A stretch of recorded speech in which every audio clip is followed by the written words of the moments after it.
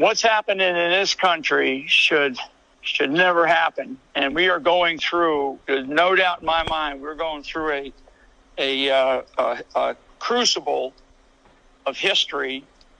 And if we don't correct what it is that's happening right now over the next couple of weeks, then I really hate to even think about what will happen in our country going forward into the latter part of December and certainly into the next month. I do not believe for a second that the country will accept Vice President Biden as the next president based on what we know to be probably the greatest fraud that our country has ever experienced in our history.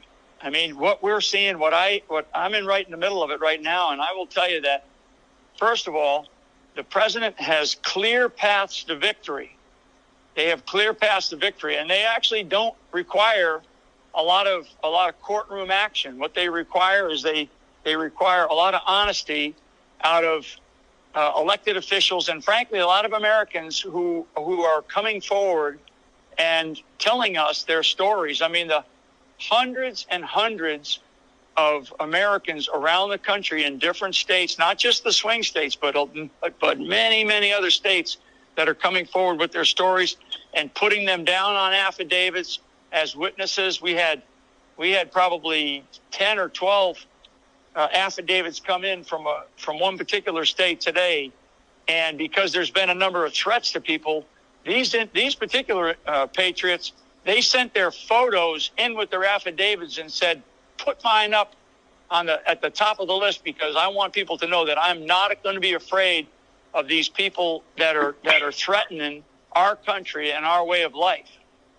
And so I say all that, and on one hand, and the other hand, as I just described, we have clear paths to victory for this president. And frankly, he's going to win Pennsylvania. He's going to win Arizona. He's going to win Georgia. He's going to win Nevada. He's going to win Michigan.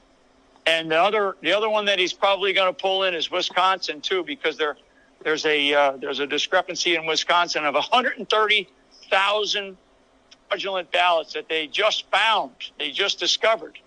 So there's a lot of things happening, and it's all, to me, it's all positive. I was asked today on a scale of 1 to 10 who will be the next president, and I said 10, it'll be Donald Trump. It'll be President Trump. There's no doubt in my mind. There's no doubt in my mind that he won this election hands down in a landslide, probably somewhere between 350 and 400 electoral college votes. What we have seen is and I know this, I mean, over the last probably 2 decades and probably longer, I could, give you a little bit of a history lesson in that, but I won't. But over the last couple of decades, what we have seen is a complete shift in how fast I believe that Communist China, in their long-term plan, decided that to sort of move up their plans to become the global superpower, sole global superpower on the planet. And their sort of plan was by about the middle of this century that we're in right now. And I believe during the last 2016 election, when they didn't get the candidate that they needed and the kind of ideology that they saw America moving towards, they were not going to allow 2020 to happen. And so now what we have is this theft with mail-in ballots, the theft with this software, Smartmatic software, and these Dominion systems.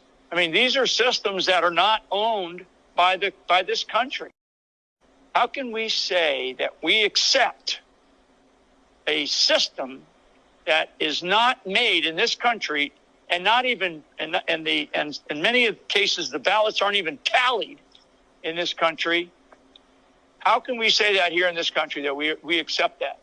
The one thing, and for you all and for all your listeners, the one most precious thing that makes me the same as the wealthiest guy or gal on the planet, or the poorest person in America, what makes us equal what makes us equal is when we go in to a voting booth and we close that curtain, or we go in there and we lean over to vote. My vote matters the same as the guy who's the richest guy, in America. It matters the exact same. That's where we are equal, and that's why this has to be fair and free. And it was not. And we probably, in fact, we know we have evidence of previous elections where this happened as well, but we're now focused on this one. And I'm going to tell you, we're not in this to lose. We are not in this to lose these battles. We're in this to win these battles. And I believe we're gonna. I believe we're going to win. And I'm confident we are, because we have the right people. We have the right plan and strategy. And, it's a little bit of direct and a little bit of indirect that we're taking, and people are talking all the time to each other. So I'm anxious, and you probably hear it in my voice that I'm a little anxious, because I just cannot believe the media and the censorship that is going on. Just look at what they do to the president of the United States of America. Look at what Twitter is doing to the president of the United States of America. I mean, it's infuriating to me. It's an abomination of the First Amendment, our freedom of speech. Frankly, for the president of the United States of America, the only means that he really has to be able to communicate is when he walks outside, or he goes in front of a group of people, or he walks outside and talks to the press, or he uses social media to communicate, because the media is not going to allow him to get his message out there. I mean, the major not press conference, but the hearing that they had in Pennsylvania the other day, and if anybody had a chance to watch it, I mean, it was an extraordinary hearing with politicians from Pennsylvania, senators on a panel, and the one senator that ran the panel for the state of Pennsylvania, that listened to the hearing, listened to a bunch of witnesses, listened to Rudy, listened to Jen Ellis and others on their team. The individual that ran it was a retired military colonel, and he's now a state senator in Pennsylvania. And he gave, at the very end of it, he gave a really good short summary speech, and it was heartwarming, because it was sort of a mom and apple pie that, hey, we can't allow this to happen in our country. We cannot, portray ourselves to the world as a third world nation. And it was a really, really good, closing speech. And what did Twitter do? Twitter took him offline immediately. They completely removed his Twitter account, so people couldn't follow this guy. I mean, it's just outrageous. It's outrageous. That's a social media company that is part of the public square. They are taking advantage of what they have been given, which is a real privilege, and they're abusing it. And so anyway, I could go on and on. I'm gonna stop and just see if you have any questions on anything, or you want to jump in on anything that I said. But I'm upset. I am determined. I'm going to be resilient, and I believe that I reflect millions and millions and millions of people across this country who feel the exact same way that I do. I think what we experienced over the last 4 years, and certainly in the late 2016, very late 2016 and early 2017 period, was a very strong effort to unseat a duly elected president and really try to remove Donald Trump by just political pressure, by technology pressure, by financial pressure early on in his tenure. Maybe to get him to just say, you know what, I'm not going to, I don't need this. I'm not going to put up with it, and walk away. I think that there was some sentiment. In fact, I know there was some sentiment to maybe he'll just, he's the guy from New York. He's not a politician. He'll just say, you know what, I don't need this stuff. I got better things to do, and leave. And thank God that he didn't. And that then lasted. When he didn't, that then continued. That effort continued to go after him in any way possible to remove him through some means, whether it was the fake Russiagate, Spygate, or whether it was the fake impeachment, or some of the other the kind of stuff that we're seeing with this COVID situation that we're having to deal with now. So that's the first phase, if you will. That was still that's something that's been going on for years. Now we're moving into something different. So and not different in terms of it. This is still a coup in progress, but now it's a little bit different. And it's actually sort of they upped their game. When they lost in 2016, I think that there was a decision, and I believe this, and that there was some type of decision to say we're not going to allow this to happen again.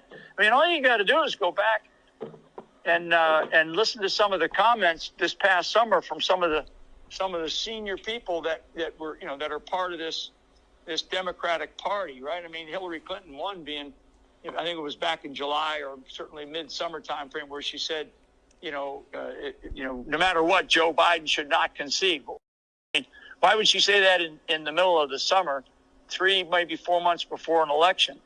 So one of the things that I do know from my experience, in the military and in different places around the world is when your enemy tells you that they're going to do something, you better pay attention to what they said.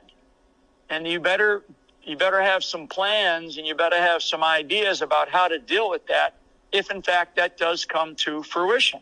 Well, in this case, we have opposing camps in our opposing camps of our political parties, and we know that the political party on the left is really way, way over on the left. Now, I have a hard time calling someone a Democrat or the Democratic Party.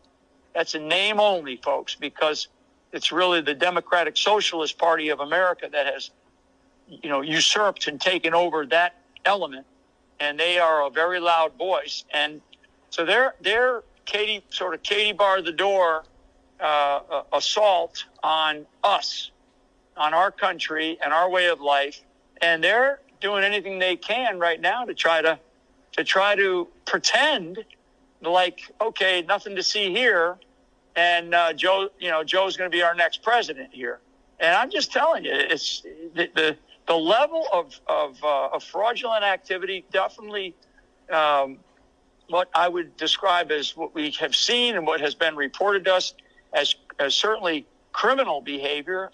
But that remains to be seen, because that's something that would have to be further investigated. But from the civil side of what I know people are involved in, there's definitely thousands and thousands, tens of thousands of ballots. So what happened in a very strategic way is that the electronic vote did not achieve the result that they needed on the 3rd of November, on Tuesday, the 3rd of November. The electronic vote did not achieve the result that they needed. The system was not, the systems were not set up in a way to get the vote count to where it needed to be, and at the same time kind of hiding how they were doing it, mixing numbers and such, and doing it in different ways in different states.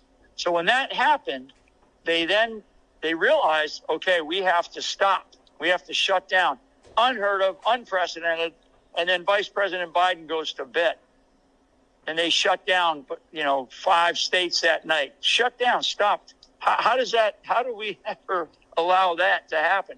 And then, of course, over the next couple of days, really from the 4th of November through the 7th of November, we start to see the mail-in ballot, the whole instance of mail-in ballot fraud. And I mean, there's a whole bunch of evidence and a whole bunch of people that have come forward. I mean, there's probably a couple of hundred, and I'm lowballing it, affidavits, people who have stood up and said, I'm sick of it. And these are Democrats and Republicans. We just got another piece tonight in another part of the country from a Democrat, a woman who's just absolutely sick and tired of what she saw. And she just wasn't sure what to do, and she finally said, I got to go forward, and I got to report this. I can't live with myself. That is what's happening with people who are feeling in their heart that sense of patriotism to still say, look, I don't want my country to turn into something else, because that's what these people want. They do not want our country to be the republic that it is. They want it to be something else and change it, as we heard one president say, we want to fundamentally change America. And that's not what people want. People want to live the life that they have with the liberties and freedoms that we have under this great constitutional republic that we have. So in Central America or the Caribbean or over in some of these other countries where we've participated or we've supported some of this stuff, or we certainly have watched it in other third world nations. Now it's happening in our country, and we cannot stand for it. It's a new way of warfare, is it not, General? Is that what you're saying? This is kind of the new way of warfare, and it is cyber warfare. Is that what you're saying? Yeah, it's cyber. It's a combination of things. It's certainly information. It's information. I mean, it's how you leverage information, how you leverage, the whole thing about psychological operations is you have to make sure that you pick the target, and then repetition with the message over and over and over and over has to occur. And it's the only way you can do that in a country our size, with all of the ways that we communicate, is you've got to basically get the media on your side. And look at how many that's taken some number of years, but I can't stand here and tell you that that's not the case, because it is. Everybody knows it. Everybody knows the quote unquote mainstream media, which is a pretty robust group of organizations, and that includes the tech companies, right? When I say tech companies, the social media tech companies, everything from Facebook to Instagram, of course, Twitter. I mentioned all of these things are just they are trying to control a narrative and tell the American people what they should know, instead of allowing the American people information and letting each of us decide what's important or not. So it's brainwashing. It's information warfare. It's brainwashing. It's psychological operation. It's those things that you studied and others study when they go through SEER school, correct? Well, it's more than that. It's more than that. But yeah, it's the type of warfare. And in fact, if you study Chinese doctrine has 6 phases. The first 5 phases all have to do with information. The last part of it would be if those failed, or if you needed an additional, oomph. Can you or can you not speak to any of the hard evidence related to the server in Germany? I don't want to speak to that right now. Okay.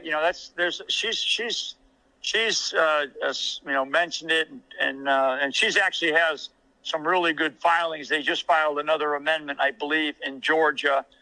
So they filed in Georgia, they filed in Michigan just today, and probably within the last hour or two, they just filed another amendment to those in Georgia and back again in Michigan.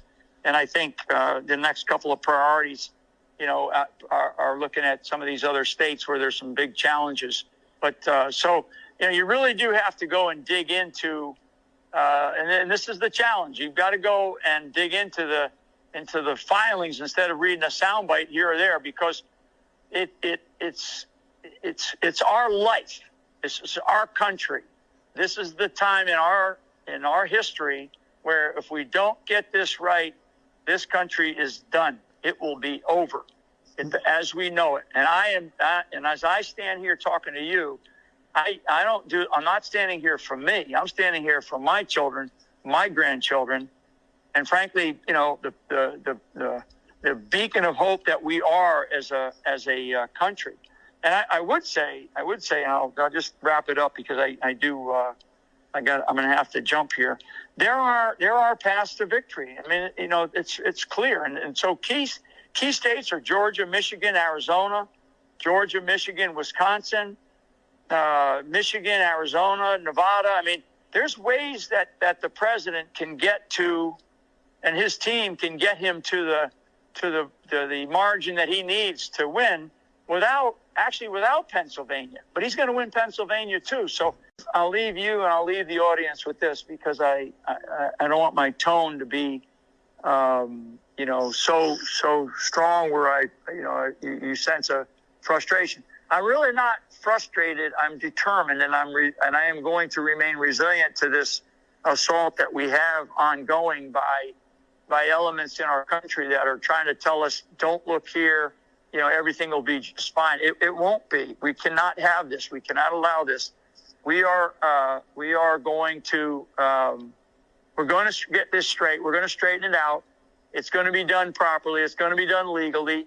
It's going to be done correctly, and it's going to be done with American patriots who love this country and who are fighting like warriors on a legal battleground for sure, with people like Cindy Pals, like Rudy Giuliani and his team, like people like Lynn Wood, who's fighting tooth and nail. And most people don't even know his case that he's got going on in Georgia just got picked up by the 11th Circuit down in Georgia, and that's a good sign, because that means that the one judge down there that thought he was going to dismiss his case, the 11th Circuit pulled it out of him and brought it up to their level, to an appeals level, because they saw that there was enough evidence. So I believe we're going to see some momentum changing here. There already is an undercurrent of momentum shifting for the president, and I believe that at the end of the day, we're going to find out that he won by a massive landslide, and he'll be inaugurated